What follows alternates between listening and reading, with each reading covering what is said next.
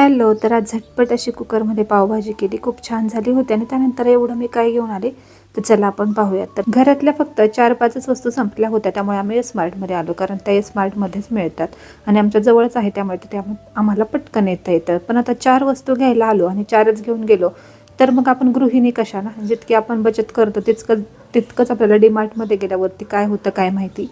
तर 4 वस्तू घ्यायला आम्ही गेलो होतो आणि त्यानंतर पहा एवढ्या 2 पिशव्या भरून आम्ही वस्तू घेऊन आलो. आणि तुम्ही पण माझ्यासारखं असंच करता का की 4 वस्तू आणायला जाता आणि 5 ते 6 हजाराचं बिल करून येता?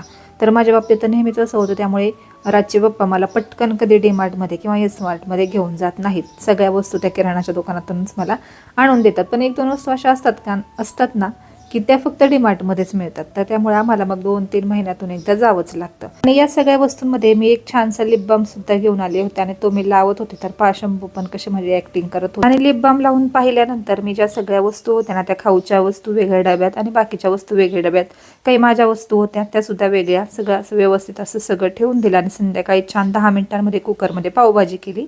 तर त्याचं सुद्धा 10 मिनिटात कुकरमध्ये पावभाजी कशी करायची याचा व्हिडिओ मी तुम्हाला नक्कीच शेअर करेन, तर तो देखील पहा. आणि काय नुसते व्हिडिओ पाहता का, लाईकसुद्धा करा, कमेंटसुद्धा करा आणि आपले असे छान छान मिनी व्लॉग पाहण्यासाठी आपल्या चॅनलला सबस्क्राईब करा. तर चला पुन्हा भेटूयात एका छानशा मिनी व्लॉग सोबत. तोपर्यंत सगळ्यांना श्री स्वामी समर्थ. बाय.